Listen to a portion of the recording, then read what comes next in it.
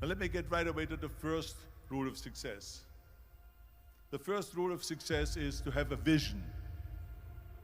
You see, if you don't have a vision of where you go, and if you don't have a goal where you go, you drift around and you never end up anywhere. It's like you can have the best ship in the world, you can have the best airplane in the world. If the pilot or the captain doesn't know where to go, it would just drift around. It would not end up anywhere, or most likely in the wrong place. So I was very fortunate that I stumbled onto my vision. I mean, as you know, I was born in 1947 in Austria after the Second World War. And I didn't really like Austria when I grew up. I couldn't wait to get out of there. I couldn't see myself becoming a farmer or a worker in a factory or anything like that. Even though my parents wanted me to stay there and have a normal life. My father wanted me to become a police officer like he was.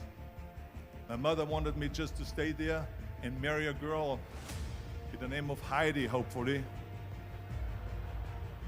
and have a bunch of kids and run around like the Van Trapp family in The Sound of Music. But that was their vision, not mine. My vision was totally different. I felt that I was born for something special, for something unique, for something big.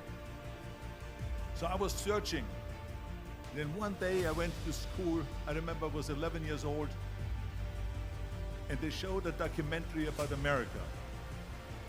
And there they showed in this documentary the huge skyscrapers, the high-rises, the huge bridges, the 6-lane freeways, the huge cars with the wings sticking out, and all of this stuff. And I said to myself, that's where I want to be.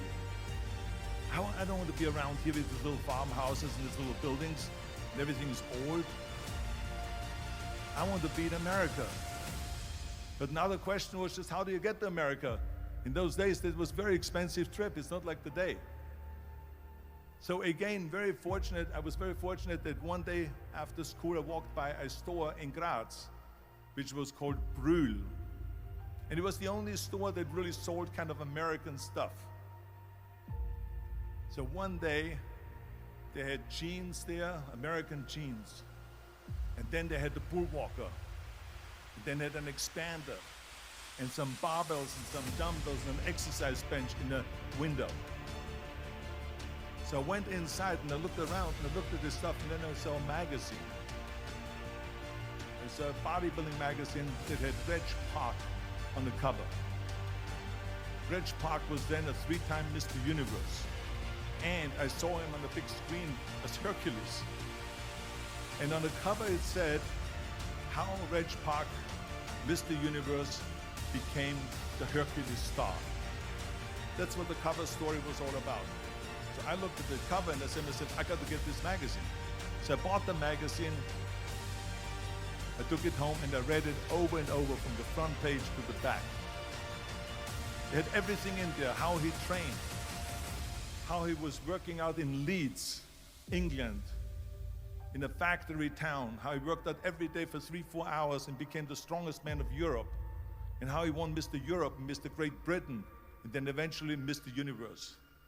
And how he won the second Mr. Universe and the third Mr. Universe. And how he was discovered to play the starring role in Hercules. I read that and I said to myself, wow, this is the blueprint for my life. This is exactly what I want to do. I want to become a bodybuilding champion just like Reg Park. I want to get into movies just like Reg Park.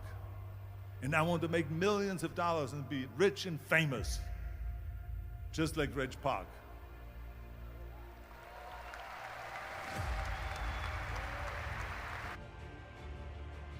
Do you know how great it felt that I knew where I was going?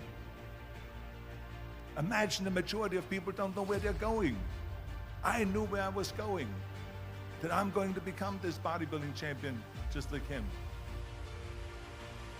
So it was just a question of how do you do it?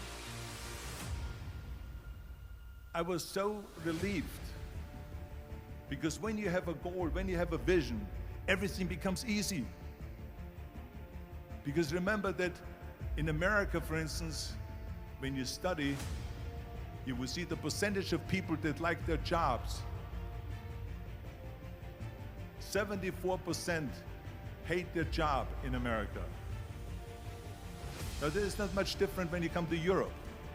The majority of people don't like what they're doing because they're really not doing it because they didn't have a goal and they followed this goal.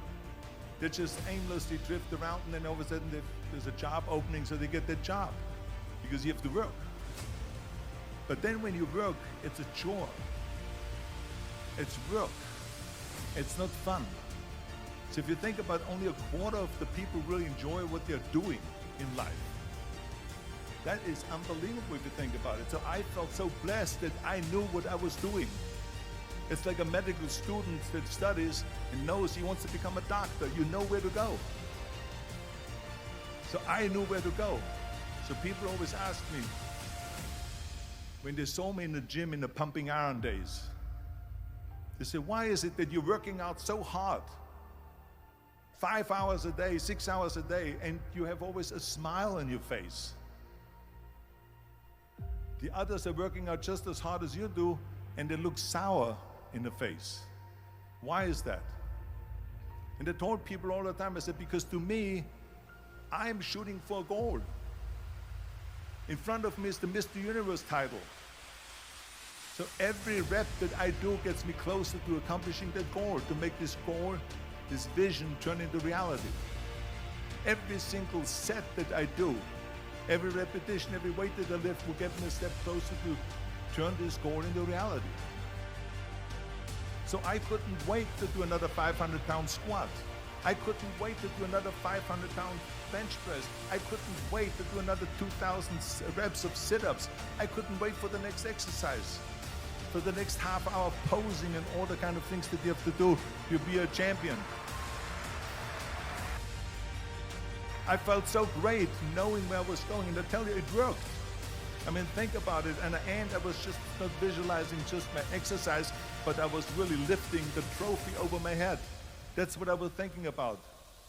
And with the age of 20, I went to London and I won the Mr. Universe contest as the youngest Mr. Universe ever. And it was because I had a goal.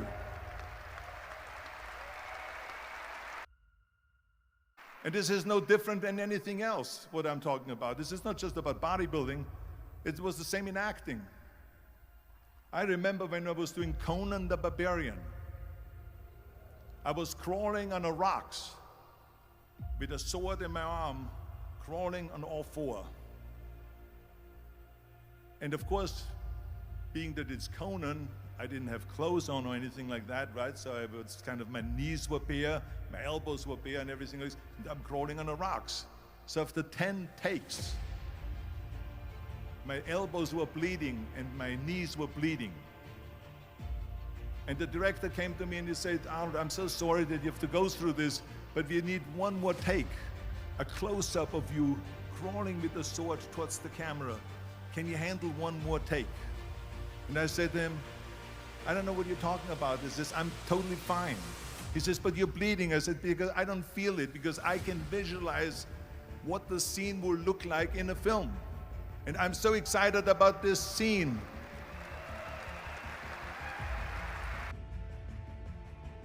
I was visualizing crawling up behind Thulsa Doom, which was played by James Earl Jones. Crawling up behind Thulsa Doom with the sword slowly, and then rising up behind him and whack, cutting his head off. And the head spins in the air, slowly with blood all over the place, and slowly falls down the steps and rolls down the steps. And his body slowly falls sideways. That was what I was visualizing, and that was very important because he, in the movie, killed my parents, killed Conan's parents. And that was revenge. And he always said that flesh is stronger than steel. And I wanted to prove to him that no, steel is stronger than flesh. And so I had this in my mind. And so this is why it didn't matter if I had to do another 50 takes or 100 takes. No matter how much I bleed on my elbows or my knees, I saw that vision of the perfect scene, and it was an important scene, and I would do it over and over again until we got it.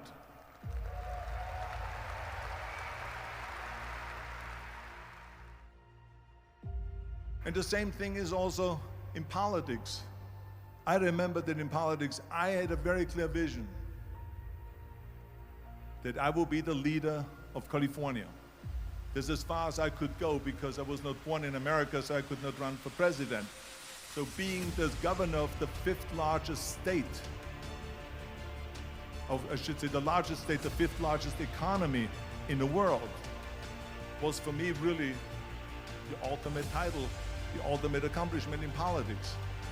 So even though people came up to me and says, why don't you go and run for something smaller, you're never gonna make it. I ran for governor, and then 2 months later I became governor of the state of California. Again, because I had a very clear vision what I'm gonna do with California. So let me tell you something, visualizing your goal and going after it makes it fun. You've got to have a purpose no matter what you do in life. You've got to have a purpose. So that's rule number one, have a vision. Rule number two is, don't listen to the naysayers. Don't listen to the naysayers.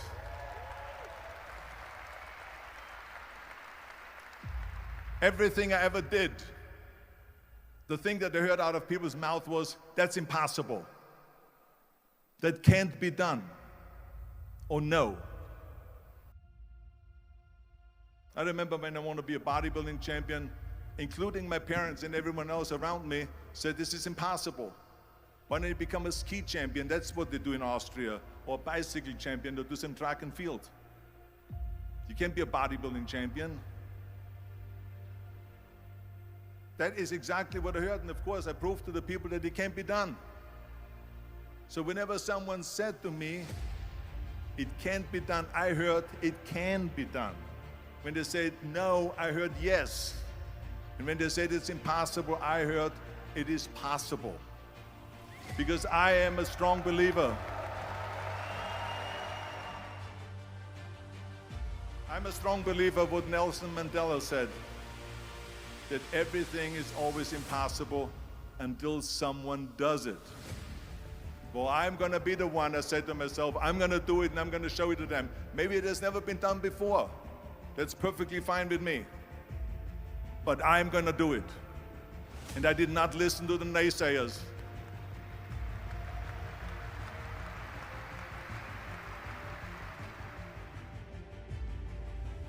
The same was also when I went into not just in bodybuilding, they said no. When I wanted to come to America, when I wanted to go to America, they said it's impossible. There's no money that you have to fly even over there. You have no money when you go over there to live with. And what do you think, they're gonna wait for you? There are plenty of big bodybuilders over there. It was all no, no, and it can't be done, it's impossible. And I remember then the same thing happened also when I went into show business. Can you imagine, I was now a bodybuilder, I weighed 250 pounds, I was Mr. Olympia 6 times, I was Mr.Universe 5 times, and Mr. World and Mr. International. I won 13 World Bodybuilding Championships altogether, and now I said to the agent, the Hollywood agent, I want to get into movies. He said, that's funny, Arnold. I asked a studio executive, I say, I want to get into movies. I want to be a leading man. He started laughing. So they all say it's impossible. I said, why is it impossible? He says, because look at how big you are. You weigh 250 pounds. Hercules bodies and muscular bodies weighing 20 years ago. 20 years ago they did Magista and they did all these Samson movies and Hercules movies and stuff like that, but not anymore. Arnold, this is the 70s. You know the sex symbols today? It's Al Pacino. He weighs 150 pounds. It's Dustin Hoffman. He weighs 146 pounds. And guess who else is a sex symbol? Woody Allen. So imagine they're telling me now that those are the new sex symbols. So therefore, forget about it. And then they told me, says, and your accent, even if you reduce all your body weight and everything, you have a normal body. Your accent. I said, your accent, I mean, it will go give people goosebumps. With the German accent, it will get people the creeps. They will get scared. He says, no one in Hollywood ever has become a leading man that had an accent. Doesn't happen. People in America want to hear their actors talk like John Wayne, or like Burt Reynolds, or like Clint Eastwood. Not like someone on Hogan's Heroes or something like that, some Nazi movie.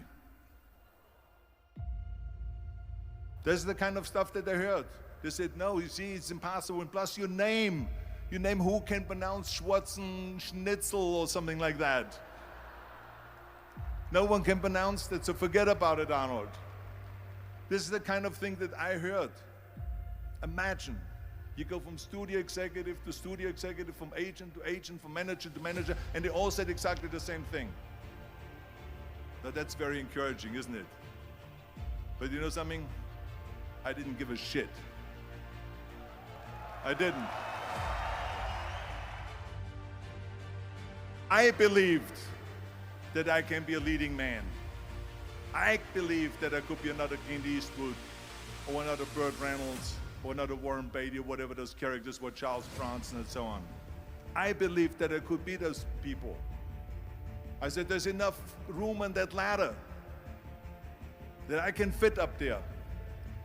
And I looked back again and learned from what I learned in sports. In my case, in bodybuilding.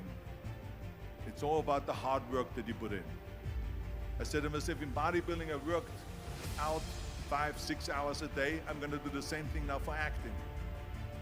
And of course, I went to college to study English. I studied voice, accent removal, acting classes, and all of this stuff, all day long. I worked and I worked and I worked. And within a short period of time, I made one movie called Hercules in New York, which of course went right into the toilet.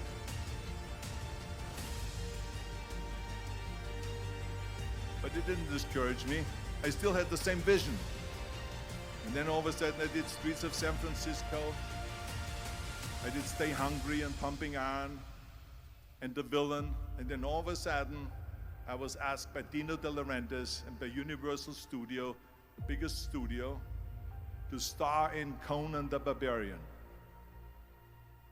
And after I did Conan the Barbarian, the director at the press conference said to the press, the director was John Milius.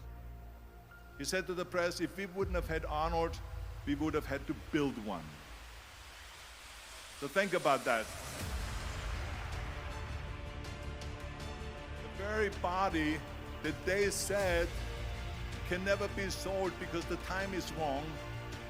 A few years later, I'm doing Conan the Barbarian, and it was the #1 hit at the box office when it came out in the summer of '82.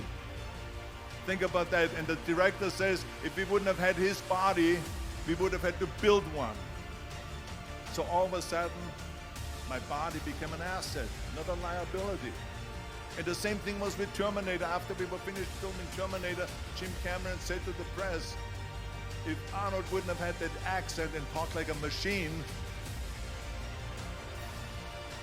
I think the movie wouldn't have worked. So think about that. The body and the accent that they attacked was an asset.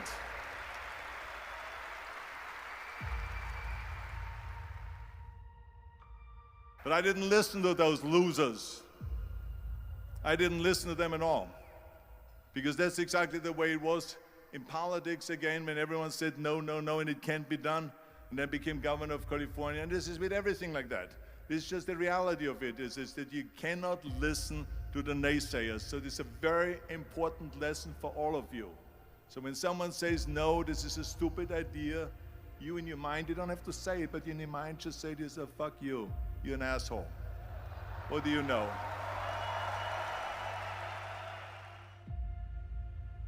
If I would have listened to the naysayers, From bodybuilding to show business to politics, I would not be standing here today talking to you.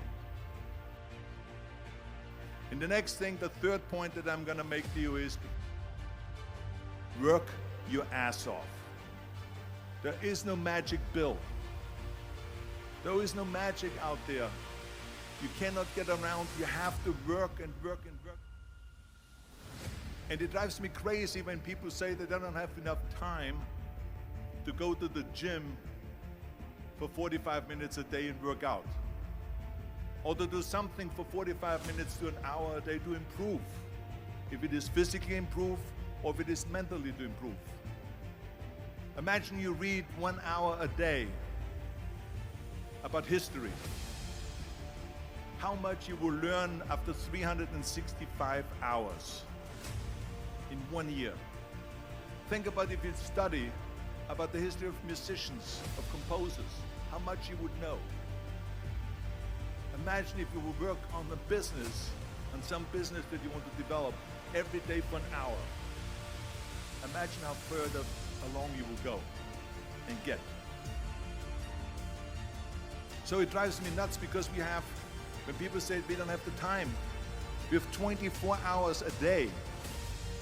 We sleep 6 hours a day, so that gives you still 18 hours. Well, there's someone shaking their head out here in front to say probably, I don't sleep 6 hours, I sleep 8 hours, right? Or just sleep faster.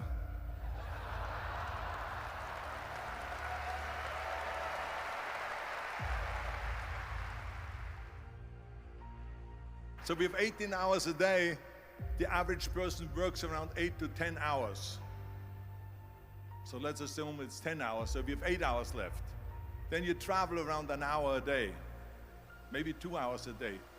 So now you have still 6 hours left. So what do you do with these 6 hours? What do you do with these 6 hours? Then we eat a little bit, then we schmooze a little bit, talk a little bit to people and all that stuff. But you can see how much time there is available if you organize your day. So you got to work hard. I mean, let me tell you something. When I went to America, I went to college. I went and worked out 5 hours a day.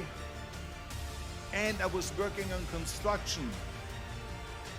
Because in those days in bodybuilding, there was no money. I didn't have the money for food supplements or anything. So I had to go to work. So I worked in construction. I went to college. I worked out in the gym, and at night from 8 o'clock at night to 12 midnight, I went to acting class 4 times a week. So I did all of that. There was not one single minute that I wasted. And this is why I'm standing here today.